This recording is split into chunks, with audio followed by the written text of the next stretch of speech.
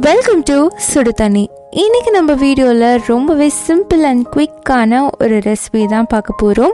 பன்னீர் புர்ஜி எப்படி பண்ணுறதுன்னு பார்க்கலாம். இதை சப்பாத்தியோடு சாப்பிட்றதுக்கு இல்லை ரோல்குள்ளே ஸ்டஃப் பண்ணி சாப்பிட்றதுக்கெலாம் ரொம்பவே சூப்பராக இருக்கும். ரொம்ப குவிக்காக ஒன் பார்ட்டில் ஈஸியாக பண்ணக்கூடிய டிஷ் இது. இதோட இன்க்ரீடியன்ஸை நான் டிஸ்கிரிப்ஷன் பாக்ஸில் கொடுக்குறேன். இப்போ வாங்க சேர்ந்து சமைக்கலாம். ஃபர்ஸ்ட் ஒரு பேனில் ஒரு டேபிள் ஸ்பூன் எண்ணெய் சேர்த்துக்கோங்க. இதில் அரை டீஸ்பூன் சீரகம் சேர்த்துக்கிறேன். இது லைட்டாக பொரிஞ்சதும் இதில் ஒரு பச்சை மிளகாய் சேர்த்துக்கலாம். கூடவே ஒரு பெரிய வெங்காயம் சேர்த்துக்கிறேன். இது நல்லா வதக்கிடுங்க. வெங்காயம் லைட்டாக டிரான்ஸ்பரண்ட்டாக ஆனதும் இதில் இஞ்சி பூண்டு விழுது ஒரு டீஸ்பூன் சேர்த்துக்கலாம். சேர்த்துட்டு இதோட பச்சை வாசனை போகிற அளவுக்கு நல்லா வதக்கிடலாம். இந்த ரெசிபியில் பெரிய வேலையே இருக்காது, வெறும் வெங்காயம் தக்காளி கட் பண்ணுற வேலை தான். ஆனால் இது நிறைய விதமாக நீங்கள் செஞ்சு சாப்பிடலாம். ரொம்பவே யூஸ்ஃபுல்லான ஒரு ரெசிபி, ஈவன் பேச்சுலர்ஸ் கூட ட்ரை பண்ணலாம். இப்போ இது நல்லா வதங்கினதுக்கப்புறமா இதில் ஒரு தக்காளி சேர்த்துக்கிறேன். சேர்த்துட்டு அதையும் சாஃப்டாகிற அளவுக்கு வதக்கிடுங்க.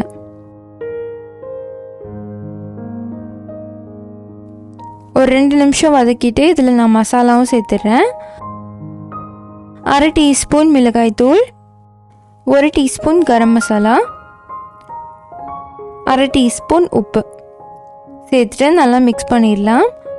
நான் மிளகாய்த்தூள் அரை டீஸ்பூன் தான் சேர்க்குறேன், ஏன்னா பச்சை மிளகாய் வேறு தனியாக சேர்த்துருக்கனால காரம் அதிகமாகிடக்கூடாது. நீங்கள் தேவைப்பட்டுச்சுன்னா காரத்துக்கு ஏற்ற மாதிரி கூட்டவோ குறைக்கவோ செஞ்சுக்கலாம். இதை நல்லா மிக்ஸ் பண்ணிவிடுங்க.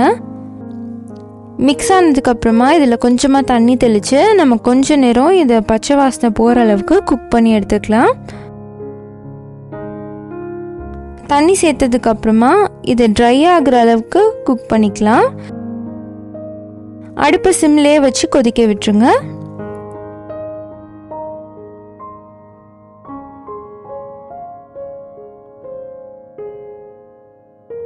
இப்போ பார்த்தீங்கன்னா இது நல்லா ட்ரை ஆகிடுச்சு, நல்லா வதங்கியும் வந்திருக்கு. லாஸ்ட்டாக இதில் ஒரு குடமிளகாய் சேர்த்துக்கிறேன்.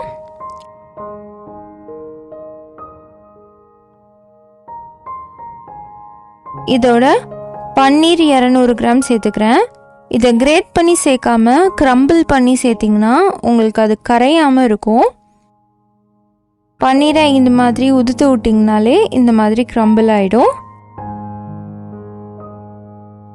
ஸோ புர்ஜி பண்ணும்போது பன்னீரை க்ரம்பிள் பண்ணி சேர்க்குறது ஒரு நல்ல ஆப்ஷனாக இருக்கும். இது என்னோடய பர்சனல் சஜஷன். உங்களுக்கு வேணும்னா நீங்கள் கிரேட் பண்ணி சேர்த்துக்கலாம். பன்னீரை சேர்த்ததுக்கப்புறமா ரொம்ப நேரம் குக் ஆகணுன்ட்டு இல்லை, இது க்ரம்பிள்டாக இருக்கிறனால உடனே மசாலாவோட நல்லா மிக்ஸ் ஆகிடும். ஒரு 2-3 மினிட்ஸ் இதை நல்லா மிக்ஸ் பண்ணிக்கிட்டாலே போதும். லாஸ்ட்டாக இதில் கொஞ்சமாக கொத்தமல்லி தழை சேர்த்துக்கலாம். அவ்வளோதான், நம்மளோட பன்னீர் புர்ஜி சூப்பராக ரெடி ஆகிடுச்சு. இந்த பன்னீர் புர்ஜியை நீங்கள் சப்பாத்தி கூட சாப்பிடலாம், இல்லை ப்ரெட்குள்ளே ஸ்டஃப் பண்ணி சாப்பிடலாம். அப்படி இல்லை மைனேஸ் அண்ட் புர்ஜி சேர்த்து ஏதாவது ரேப் மாதிரி பண்ணி சாப்பிடலாம். நிறைய விதத்துக்கு இந்த புர்ஜி ரெசிபி ரொம்பவே யூஸ்ஃபுல்லாக இருக்கும். அதே மாதிரி ரொம்ப குவிக்கியான ஒரு ரெசிபி, கண்டிப்பாக மிஸ் பண்ணாமல் ட்ரை பண்ணி பாருங்கள். இந்த வீடியோ உங்களுக்கு பிடிச்சிருந்தால் லைக் பண்ணுங்கள், சுடு தண்ணி சேனலை சப்ஸ்கிரைப் பண்ணுங்கள். தேங்க்யூ.